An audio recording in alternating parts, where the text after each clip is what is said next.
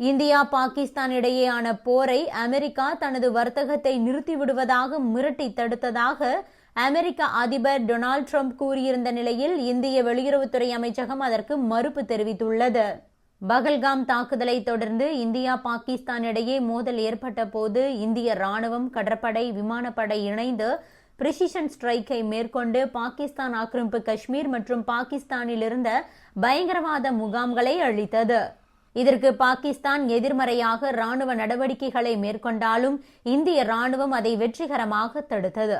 இந்த நிலையில் கடந்த ஞாயிற்றுக்கிழமை மாலை 5 மணி முதல் போர் நிறுத்தம் அமலுக்கு வந்ததாக 2 நாட்டு அதிகாரிகளும் தெரிவித்தனர். ஆனால் அதற்கு முன்னதாகவே 2 நாடுகளும் போர் நிறுத்தத்துக்கு ஒப்புக்கொண்டதாக அமெரிக்க அதிபர் டொனால்ட் ட்ரம்ப் கூறியிருந்தார். மேலும் அமெரிக்கா பாகிஸ்தான் இடையிலான பதட்டங்களை நிறுத்துவதில் அமெரிக்கா முக்கிய பங்காற்றியதாக டொனால்ட் ட்ரம்ப் கூறியிருந்தார். நாங்கள் ஒரு அணு ஆயுத போரை தடுத்தோம்.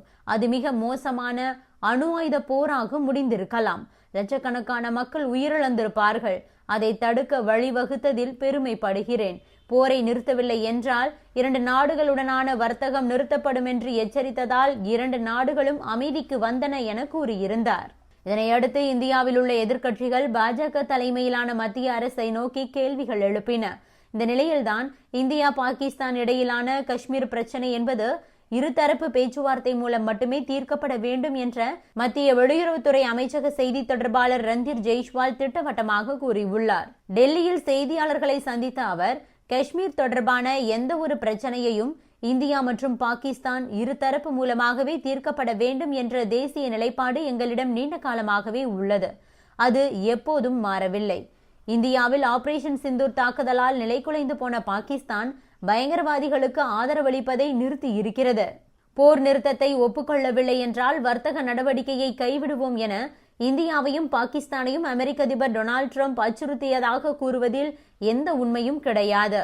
மிஞ்சிய பிரச்சனை பாகிஸ்தான் பிடித்துள்ள ஜம்மு அண்ட் காஷ்மீரிலிருந்து பாகிஸ்தான் வெளியேறுவதுதான். மே 7ஆம் தேதி ஆபரேஷன் சிந்தூர் நடவடிக்கையை தொடங்கிய நேரம் முதல் மே 10ஆம் தேதி வரை இந்தியா மற்றும் அமெரிக்க தலைவர்களுக்கு இடையிலான உரையாடல்கள் நடந்தன. ஆனால் இந்த பேச்சுவார்த்தைகளில் வர்த்தகம் தொடர்பான விவாதம் என்பது எந்த ஒரு இடத்திலும் இடம்பெறவே இல்லை என திட்டவட்டமாக கூறியிருக்கிறார். ஆபரேஷன் சிந்தூர் நடவடிக்கையின் போது இந்திய விமானப்படை பாகிஸ்தானின் ராவல்பிண்டியில் உள்ள நூர்கான் விமான தளத்தை குறிவைத்து மேற்கொண்ட தாக்குதலால் பல முக்கிய இடங்கள் கடுமையாக பாதிக்கப்பட்டுள்ளன. இதனை பாகிஸ்தான் ராணுவம் மறுத்துள்ள நிலையில் மிக தெளிவான செயற்கைக்கோள் புகைப்படங்கள் வெளியாகி உள்ளன. இது பாகிஸ்தான் விமான பாதுகாப்பு அமைப்புகளின் அப்பட்டமான தோல்வியை வெளி உலகத்துக்கு வெளிச்சம் போட்டு காட்டியுள்ளது. இந்தியா மீது பாகிஸ்தான் ராணுவம் தாக்குதல் நடத்திய நிலையில் இஸ்லாமாபாத், கராச்சி, ராவல்பிண்டி உள்ளிட்ட பகுதிகளில் இந்திய விமானப்படையும் கடற்படையும் இணைந்து தீவிர தாக்குதல் நடத்தியது. குறிப்பாக 8ஆம் தேதி முதல் 10ஆம் தேதி வரை ஆபரேஷன் சிந்தூர் நடவடிக்கையில் பாகிஸ்தானின் பல்வேறு விமான தளங்களும் தாக்கி அழிக்கப்பட்டன. ஆனால் தங்களுக்கு எந்த ஒரு பாதிப்பும் இல்லை, இந்தியாவின் விமானங்களைத்தான் நாங்கள் தாக்கி அழித்து விட்டோம் என பாகிஸ்தான் பொய் சொல்லி வந்தது. அங்கு இருக்கக்கூடிய பிரபலங்களும் அமைச்சர்களும் இதே பொய்யை இப்போது வரைக்கும் திரும்ப திரும்ப சொல்லிக் கொண்டிருக்கிறார்கள். இருப்பினும் அதற்கான ஆதாரங்களை தற்போது இந்தியா வெளியிட்டிருக்கிறது. இந்தியாவில் இருக்கும் சிலரும் கூட பாகிஸ்தான் சொல்லும் பொய்யை உண்மை என்று சொல்லிக் கொண்டிருக்கிறார்கள். பாகிஸ்தானுக்கு ஆதரவாக பேசுகிறார்கள் என்பதுதான் வருத்தத்திற்குரிய விஷயமாக இருக்கிறது. அப்படிப்பட்டவர்களின் முகத்தில் கரியை பூசும் விதமாக, பாகிஸ்தானின் பொய்யை வெளி உலகுக்கு அம்பலப்படுத்தும் விதமாக சீன சேட்டலைட் நிறுவனமான மிசாஸ் விஷன் துல்லியமான செயற்கைக்கோள் புகைப்படங்களை வெளியிட்டிருக்கிறது. இது பாகிஸ்தானுக்கு ஏற்பட்ட சேதங்களை உறுதிப்படுத்தி உள்ளது. இந்திய விமானப்படை பாகிஸ்தானின் ராவல்பிண்டியில் உள்ள நூர்கான் விமான தளத்தை குறிவைத்து மேற்கொண்ட தாக்குதலால் பல முக்கிய இடங்கள் கடுமையாக பாதிக்கப்பட்டுள்ளன. நூர்கான் விமான தளம் பாகிஸ்தான் விமான இயக்குநரகத்தின் தலைமையிடமாக செயல்படுவதோடு முக்கியமான விமானங்கள் மற்றும் ராணுவ சாதனங்களையும் கொண்டிருக்கிறது. அங்குதான் SAB-ERI வானூர்தி எச்சரிக்கை அமைப்பு, C-130 போக்குவரத்து விமானங்கள் மற்றும் IL-78 ரீஃபியூயலிங் ஏர்கிராப்ட்ஸ் உள்ளிட்டவை நிறுத்தி வைக்கப்பட்டிருக்கும். இந்த தளம் பாகிஸ்தான் ட்ரோன்களின் போர் நடவடிக்கைகளுக்கு முக்கிய தளமாக பயன்படுத்தப்படுகிறது. குறிப்பாக அங்கு துருக்கியில் தயாரிக்கப்பட்ட பெராக்டர் TB2 ட்ரோன்கள் மற்றும் உள்ளூர் தயாரிப்பான ஷாபார் 1 ட்ரோன்கள் இந்தியாவுக்கு எதிரான மோதல்களில் இங்கிருந்துதான் இயக்கப்பட்டது என்பதும் கவனிக்கத்தக்கது. இந்த விமான தளம் விமானிகளுக்கு பயிற்சி மையமாகவும் அதிவிரைவு வானூர்திகள் மற்றும் அதிபர் பயணிக்கும் விமானங்கள் நிறுத்தப்படும் தளமாகவும் உள்ளது.